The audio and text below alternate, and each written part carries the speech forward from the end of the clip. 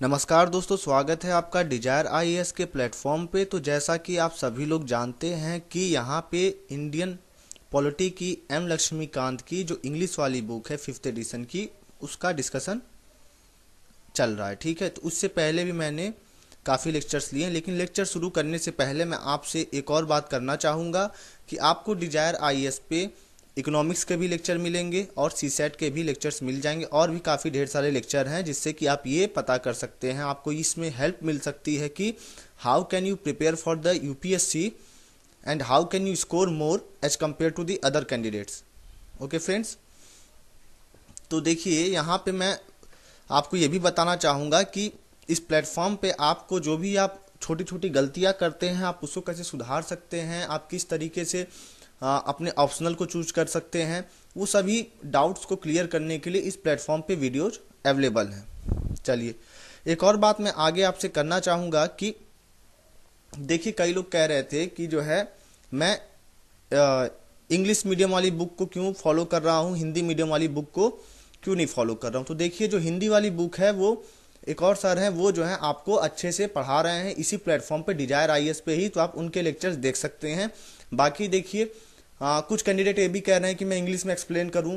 तो देखिए, मैं ये भी बताना चाहूँगा कि देखिए, कुछ लोग हैं जिनको इंग्लिश लैंग्वेज आती है, जैसे मैं भी इंग्लिश लैंग्वेज ज़्यादा प्रेफर करता हूँ, लेकिन देखिए कुछ अगर हमको कुछ समझना है, कुछ अंडरस्टैंड करना है, तो हिंदी में समझने में काफ़ी ज़्यादा आसानी होती है। अगर हम जैसे अगर बात करूँ, अगर कोई साउथ का बंदा नहीं है तो ठीक, पहली बात। दूसरी बात देखिए, लगभग लगभग सभी को हिंदी आती है, तो जो हमारा जो ऑडियंस है, जैसे हम कितने लोगों की मदद कर पाएंगे इससे, वो काफ़ी ज़्यादा मतलब बढ़ जाता है। ठीक है, क्योंकि देखिए हिंदी ज़्यादा लोगों को आती है तो उनको उनकी मदद ज़्यादा हो पाएगी।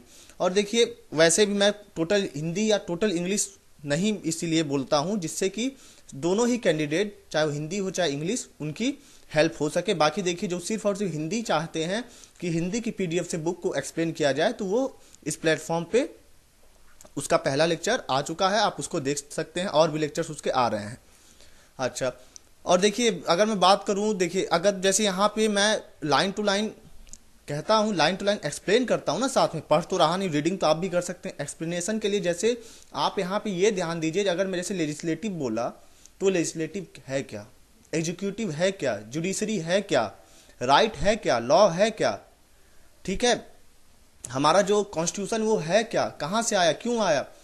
एक्चुअली में आप अपने दिमाग को थोड़ा एनालिटिकल अप्रोच पे ले जाइए, ठीक है, तभी आपका इस लेक्चर को सुनने में ज़्यादा मज़ा आएगा, ज़्यादा फायदा होगा, ज़्यादा चीज़ें आप जो हैं रिमेंबर कर सकेंगे।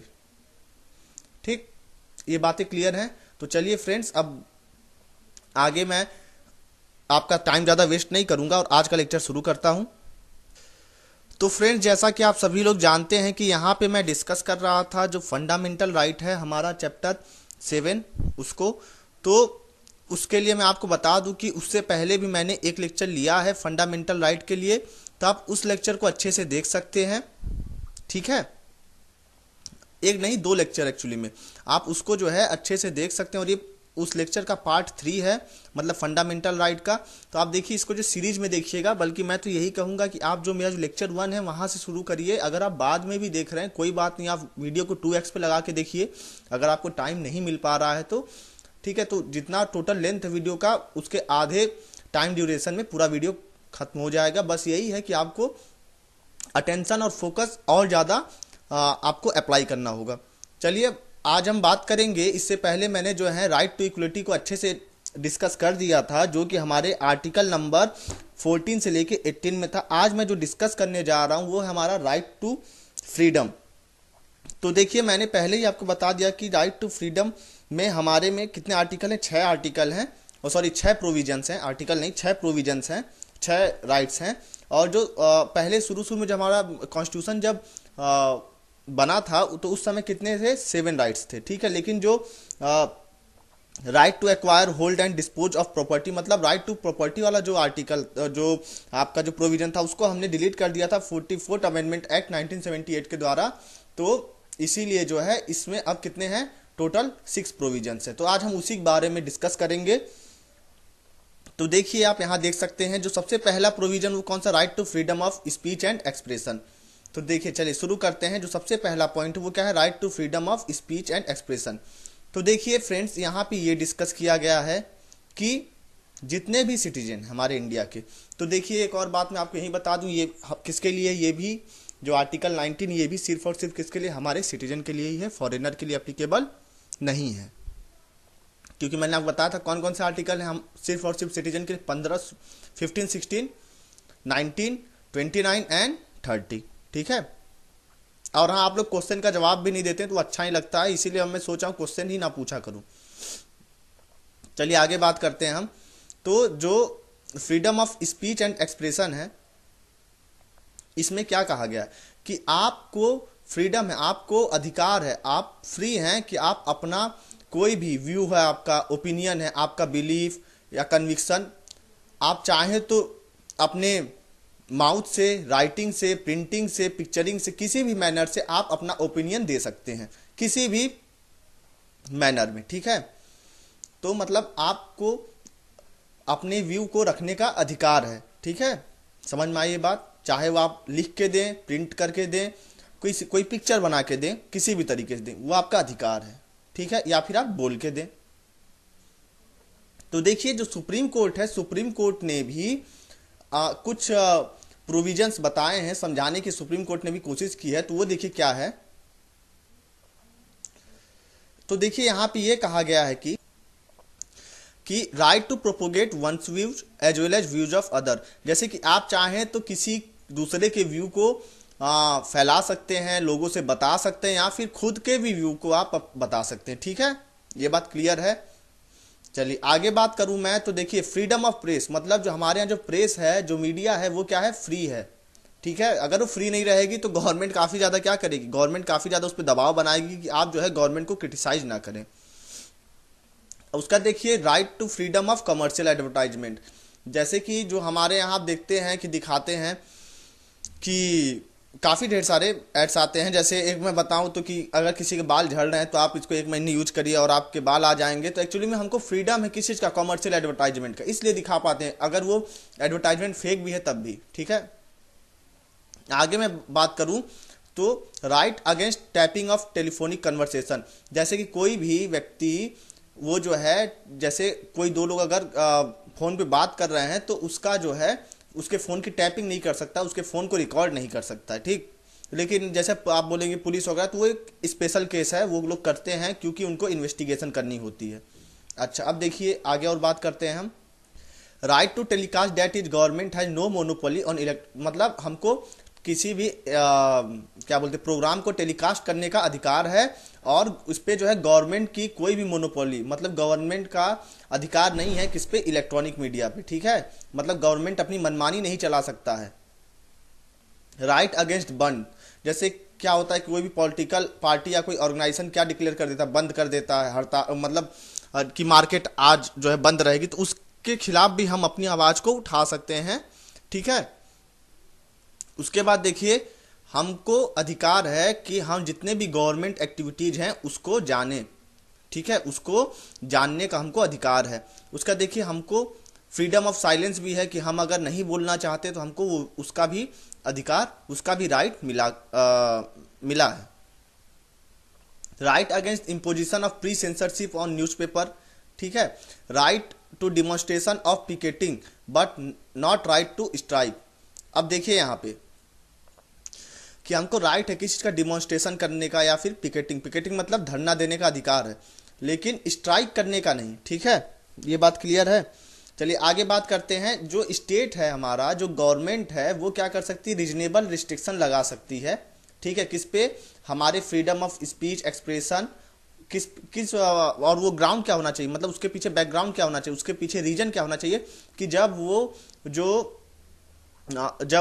व्यक्ति या जब वो अधिकार, जब वो राइट जो है हमारे सॉवरेनिटी और इंटीग्रिटी, जो हमारे भारत देश, हमारे इंडिया की जो सॉवरेनिटी और इंटीग्रिटी है, एकजुटता को मतलब खत्म कर रहा हो, उसको डिस्ट्रॉय कर रहा हो, तो जो हमारी गवर्नमेंट है वो उसको क्या कर सकती है, इस पे जो है रीजनेबल रिस्ट्रिक्शन लगा सकती है, ठीक है। या फिर हमारे सिक्योरिटी की बात हो, ठीक है, या फिर किसी फॉरेन स्टेट, मतलब फॉरेन कंट्री हो, उसके साथ कोई फ्रेंडली रिलेशन अगर खराब हो रहे हों उस बात से, तो उस पर भी रीजनेबल रिस्ट्रिक्शन लगा सकती है। या कोई पब्लिक ऑर्डर, या कोई मोरालिटी, या फिर कैसे जैसे कि हम कोई कंटेम्प्ट ऑफ कोर्ट हो रहा हो, डिफामेशन हो रहा है, incitement to an offence. Clear है ये बातें आपको? तो देखिए मैंने पहले ही बताया था कि हमारी जो गवर्नमेंट है वो रिस्ट्रिक्शन लगा सकती है। जैसे इमरजेंसी अगर लग जाए, नेशनल इमरजेंसी अगर लग जाए, तो उस समय हमारा आर्टिकल 20 और आर्टिकल 21 ही खाली रहता है, ठीक है, जब वार के ड्यूरेशन में जब लगती है तब, ठीक। और हाँ, यहाँ देखिए defamation and incitement to an offence. अब इंसाइटमेंट वर्ड जो है ना, इसका मतलब क्या होगा? इसका मतलब होगा प्रोवोकिंग। प्रोवोकिंग मतलब उकसाना, ठीक है। तो देखिए ये चाहे इंग्लिश मीडियम हो चाहे हिंदी मीडियम हो, सबको ही समझ में आ रहा होगा यहाँ पे। तो मतलब हम किसी को प्रोवोक नहीं कर सकते हैं कि हाँ चलो बहुत बढ़िया और ज़्यादा मर्डर करो, ठीक है, तो ऐसा हम नहीं कर सकते हैं, ठीक है। ये हमारा मतलब इस पे जो है गवर्नमेंट क्या कर सकती है, रिस्ट्रिक्शन लगा सकती है कि हाँ कोई इंडिविजुअल पर्सन है वो क्या करे, वो असेंबली मतलब एसोसिएशन बना के और चल के जो है भाषण देने लगे किस पे, कि जो है आपको मर्डर करना चाहिए, इसके क्या फ़ायदे हैं, ठीक है। तो ऐसा नहीं कर सकते हैं, इस पे गवर्नमेंट रीजनेबल रिस्ट्रिक्शन लगा सकती है। अब उसके बाद देखिए जो अगला जो हमारा जो पॉइंट आता है वो क्या है, फ्रीडम ऑफ असेंबली। मतलब हम असेंबली फॉर्म कर सकते हैं, ठीक है। असेंबली मतलब ये हुआ कि इकट्ठा हो सकते हैं कहीं भी किसी प्लेस में, लेकिन वो जो असेंबली है वो क्या होना चाहिए, शांति, पीसफुली होना चाहिए, साथ में विदाउट आर्म्स। ऐसा नहीं कि हथियार वगैरह लेके खड़े हो जाएं। और ये किसके लिए, सिटीजन के लिए, ठीक, सभी सिटीजन के लिए जो हमारे देश में है, फॉरेनर के लिए नहीं है ये। तो देखिए यहाँ पे जितने भी हमारे सिटीजन हैं वो चाहे तो कोई पब्लिक मीटिंग कर सकते हैं, कोई डिमॉन्स्ट्रेशन कर सकते हैं, ठीक है। लेकिन ये जो राइट है ना कि हम पब्लिक मीटिंग कर सकते हैं, डिमॉन्स्ट्रेशन कर सकते हैं, ये क्या होना चाहिए, ये क्या है, ये जो अधिकार है खाली पब्लिक लैंड रहेगा, वहाँ पे ही असेंबली करने का अधिकार। ऐसा नहीं कि कोई प्राइवेट इंडिविजुअल, जैसे अब मान लीजिए हमारा घर है, ठीक है, और कोई पर्टिकुलर इंडिविजुअल आए, वो आके कहे कि हम आपके घर में क्या करना चाहिए, असेंबली मतलब कोई मीटिंग करना चाहते हैं और ये हमारा अधिकार। तो ऐसा नहीं है, वो क्या होना चाहिए, पब्लिक लैंड होना चाहिए, मतलब सरकारी जमीन होनी चाहिए, ठीक है, वहाँ की बात हो रही है। और हाँ देखिए, और ये जो असेंबली है ये क्या होना चाहिए, पीसफुल और अनआर्म्ड होना चाहिए, मतलब यहाँ कोई किसी तरीके हथियार का उपयोग नहीं होना है, और साथ ही ये शांतिपूर्वक होना चाहिए।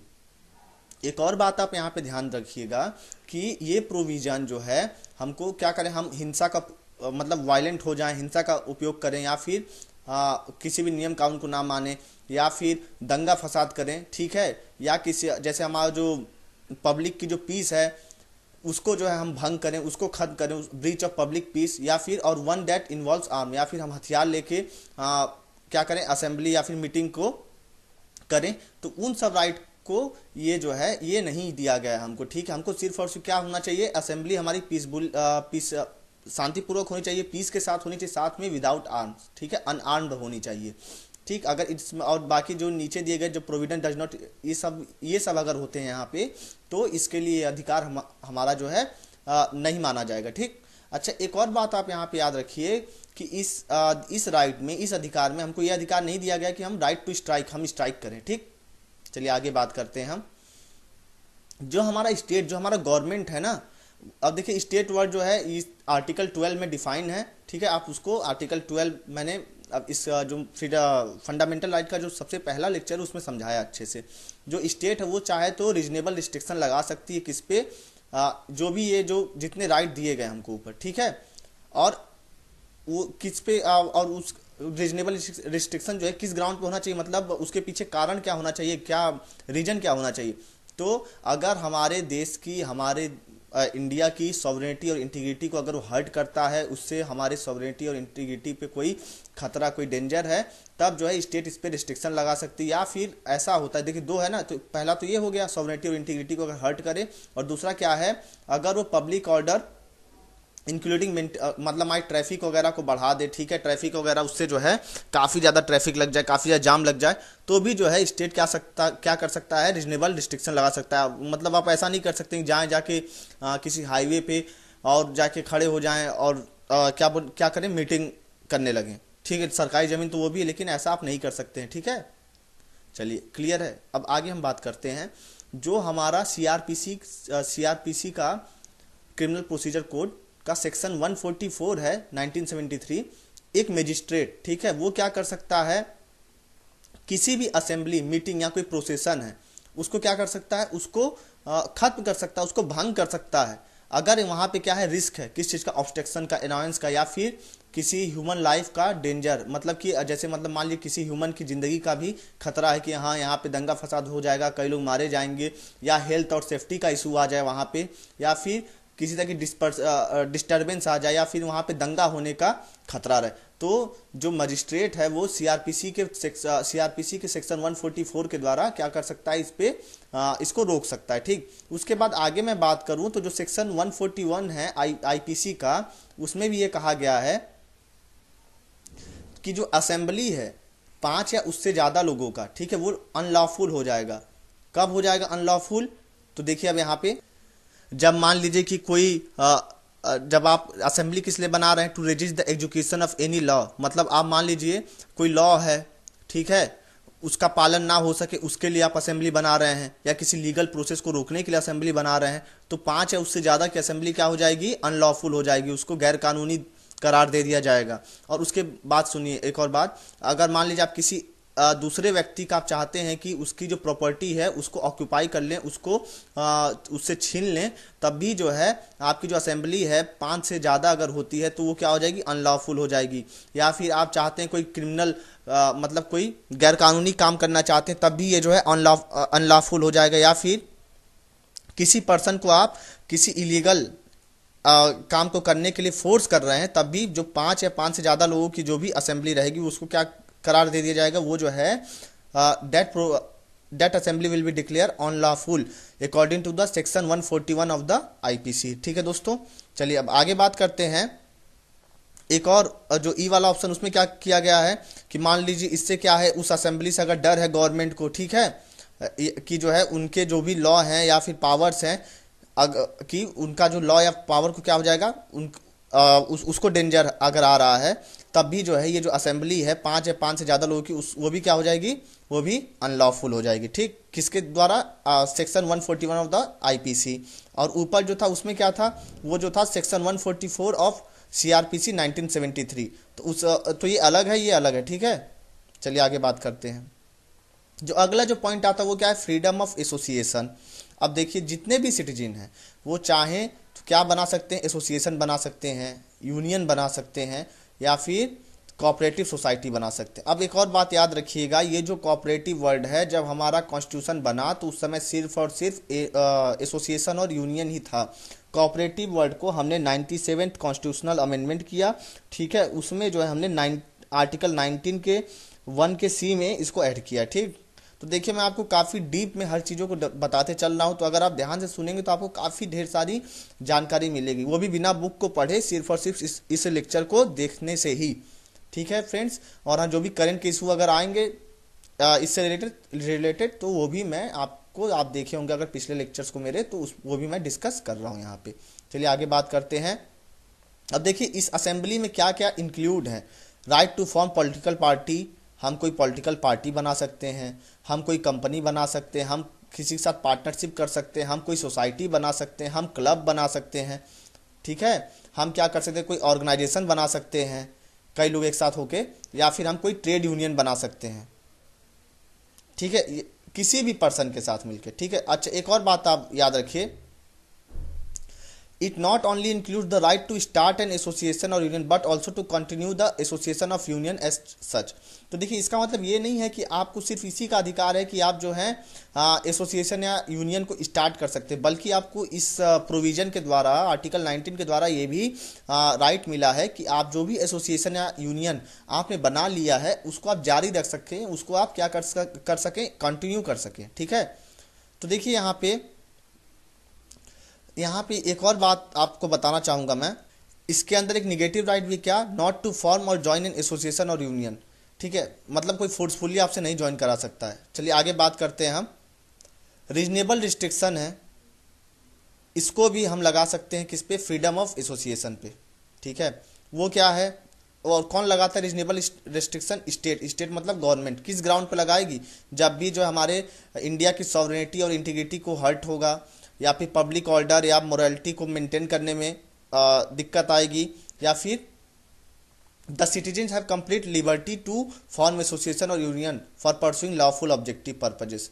मतलब अगर आपको लॉफुल कानून के दायरे में रह के अगर आपको कोई एसोसिएशन बनाना है, कोई यूनियन बनाना है, तो आप जो है बिल्कुल आपको लिबर्टी मिली हुई है कि आप बना सकते हैं, ठीक है। लेकिन अगर आप मान लीजिए आप एसोसिएशन या यूनियन इसलिए बना रहे हैं कि कोई दंगा फसाद हो सके, तो उसके लिए स्टेट क्या कर सकती है, रीजनेबल रिस्ट्रिक्शन लगा सकती है, क्योंकि उससे हमारे जो इंडिया की सॉवरेनिटी और इंटीग्रिटी हर्ट होगी और जो पब्लिक ऑर्डर को मेंटेन करने भी काफ़ी ज़्यादा दिक्कत आएगी। और देखिए right to obtain recognition of an, मतलब आपके एसोसिएशन को काफ़ी प्रचार मिले, उसको जाना जाए, रिकॉग्निशन मिले, ये हमारा फंडामेंटल राइट नहीं है, ये भी बात याद रखिएगा। और देखिए सुप्रीम कोर्ट ने भी एक बात कही है, वो क्या कहा है उसने, उसने ये कहा कि जो ट्रेड यूनियन है, ठीक है, उनको ये राइट की गारंटी नहीं दी जाती, मतलब उनके पास ये अधिकार नहीं है कि वो क्या करें, इफेक्टिव बार्गेनिंग करने लगे, ठीक है, या फिर वो स्ट्राइक पे चले जाएं, या फिर डिक्लेयर लॉकआउट, मतलब कि जितने दुकान वगैरह वो सब क्या करें, वो बंद कर दें। उस चीज़ का उनको अधिकार नहीं दिया गया है। और हाँ, जो राइट टू स्ट्राइक है ना, मान ली कोई स्ट्राइक पे चला जाता है, तो उसको हम किसे कैसे कंट्रोल करेंगे, उसको कंट्रोल करेंगे एक अप्रोप्रिएट इंडस्ट्रियल लॉ के द्वारा, ठीक। चलिए अब अगला जो है, अगला जो हमारा जो इसमें जो प्रोविजन दिया गया है वो कौन सा है,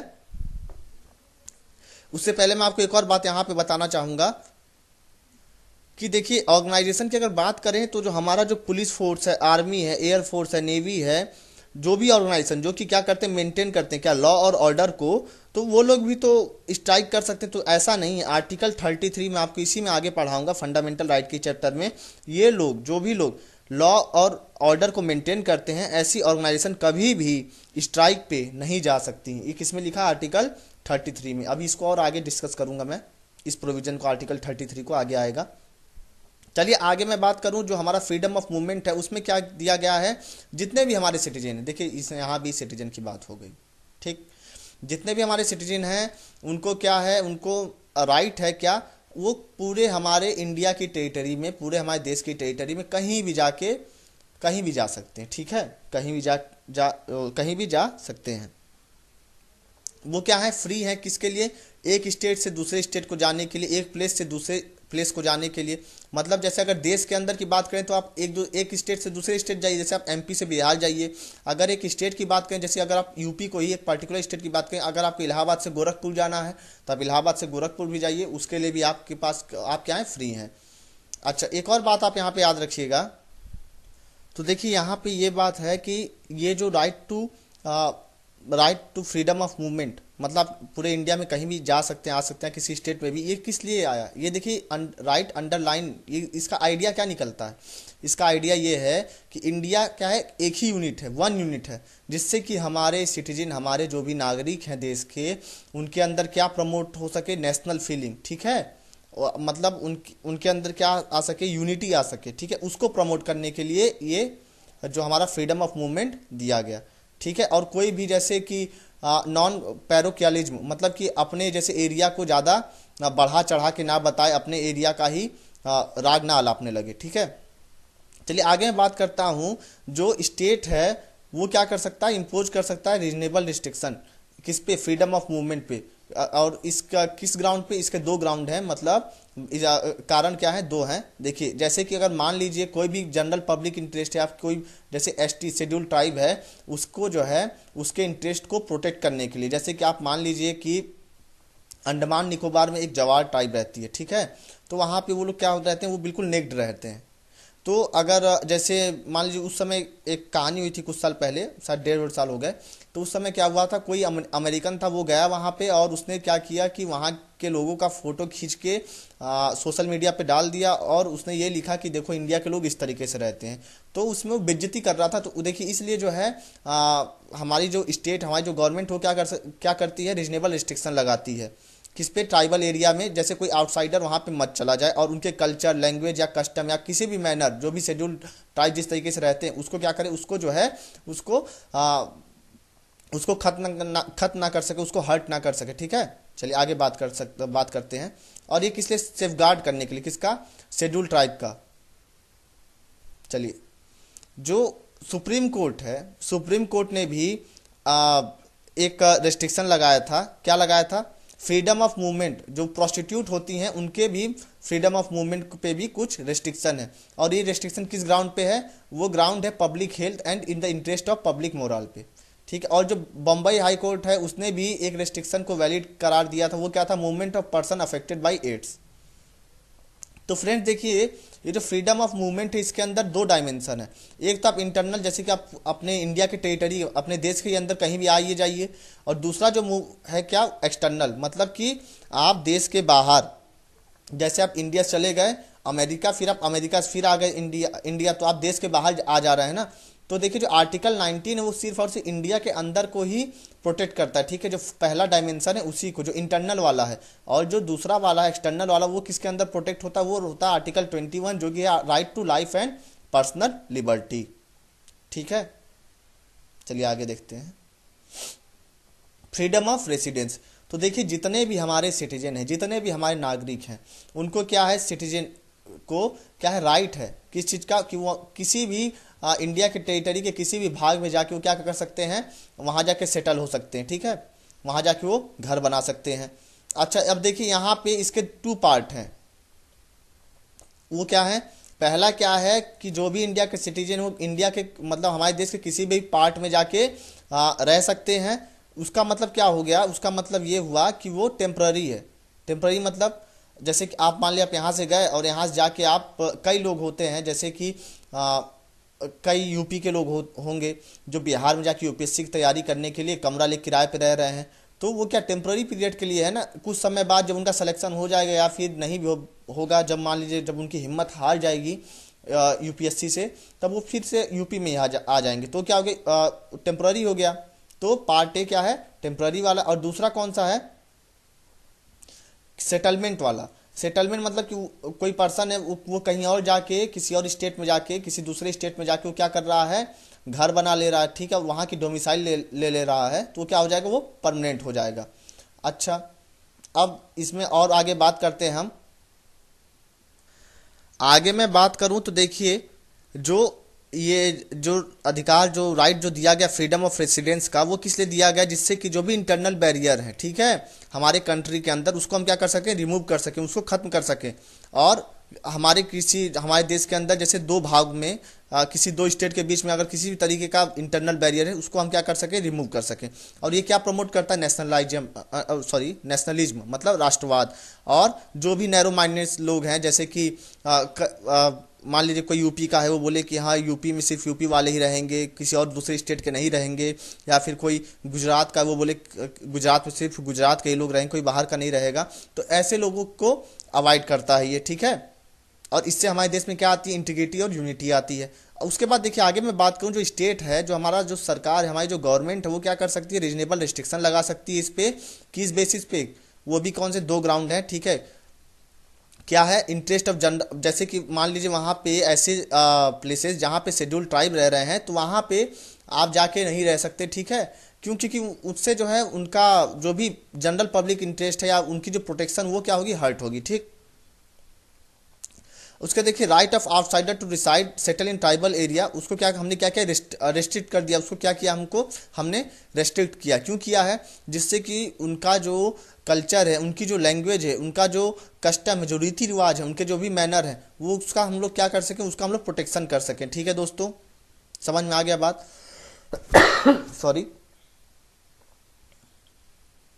और देखिए हमारे कंट्री के कितने, काफ़ी ढेर सारे भाग में वहाँ क्या है? ट्राइबल, जो भी ट्राइबल पीपल है वहाँ के, उनको क्या दी गई? परमिशन दी गई है कि वो क्या कर सकें? अपने जो भी प्राइवेट, जो भी प्रॉपर्टी हैं, उनके कस्टम लॉ के अनुसार क्या कर सकते हैं? रेगुलेट कर सकते हैं, ठीक है, चला सकते हैं। एंड द सुप्रीम कोर्ट, जो सुप्रीम कोर्ट है, उसने भी क्या किया है? बैन किया है। किस तरह, क्या चीज़? जो भी पर्सन है, जैसे प्रोस्टिट्यूट या हैबिचुअल ऑफेंडर, उनके फ्रीडम ऑफ रेसिडेंस पे, ठीक है। जो जैसे मैंने जो ऊपर बताया था, फ्रीडम ऑफ मूवमेंट के लिए जो रोक थी प्रोस्टिट्यूट या फिर जो भी लोग ऑफेंडर हैं, उसी तरीके से जो फ्रीडम ऑफ रेसिडेंस है, उस पर भी इन लोगों पे क्या है? बैन है। अच्छा, अब देखिए यहाँ पे आपने अभी जो भी right to freedom of movement और फ्रीडम ऑफ रेसिडेंस दोनों ही जो प्रोविजन आपने पढ़े होंगे, तो उसमें आपने क्या देखा होगा, वो दोनों ही एक दूसरे को क्या कर रहे हैं, काफ़ी हद तक ओवरलैप कर रहे हैं। तो आप कह सकते हैं कि दोनों एक दूसरे क्या हैं, कंप्लीमेंट्री हैं। चलिए आगे बात करते हैं फ्रीडम ऑफ प्रोफेशन। तो देखिए जितने भी हमारे सिटीजन हैं, हमारे देश के जितने भी नागरिक हैं, उनके पास अधिकार, उनके पास राइट है कि वो किसी भी तरीके की प्रोफेशन, किसी भी तरीके की ऑक्यूपेशन, कोई भी ट्रेड या बिजनेस कर सकते हैं। और ये क्या कर सकते हैं, अपने लिवलीहुड को चलाने के लिए किसी भी तरीके का काम कर सकते हैं। इसमें ये बातें कही गई हैं, ठीक है, आप जो भी काम करना चाहें। लेकिन जो स्टेट है, जो गवर्नमेंट है, वो क्या कर सकती है, कुछ रीजनेबल रिस्ट्रिक्शन भी लगा सकती है, किस लिए, जनरल पब्लिक इंटरेस्ट को प्रोटेक्ट करने के लिए। और वो क्या है, जो स्टेट है ना, मान लीजिए कोई टेक्निकल क्वालिफिकेशन की, मान लीजिए कोई ऐसी जॉब है जिसके टेक्निकल क्वालिफिकेशन की ज़रूरत है, जैसे मान लीजिए अगर आपको कोई मेडिकल क्लिनिक खोलनी है तो उसके लिए आपको एमबीबीएस होना जरूरी है। और मान लीजिए अब आप चाहते हैं कि खाली आपने 12th पास किया और आप डॉक्टर बन के लोग दवाई देने लगे, तो उससे क्या होगा, उससे जो भी पर्सन आपसे आके अपना जो है मेडिसिन लेके जाएगा, अपनी दवाइयाँ लेके जाएगा, अपनी बीमारी का इलाज कराएगा, उसकी हालत तो और ज़्यादा ख़राब हो जाएगी। इसलिए जो है, जो हमारी जो गवर्नमेंट है वो क्या कर सकती है, रीजनेबल रिस्ट्रिक्शन लगा सकती है, ठीक है। और बाकी इसमें देखिए बात करूं मैं, तो स्टेट इज नॉट रिक्वायर्ड, मतलब जो हमारा जो स्टेट है ना, स्टेट की भी मोनोपोली नहीं चलेगी, ठीक है।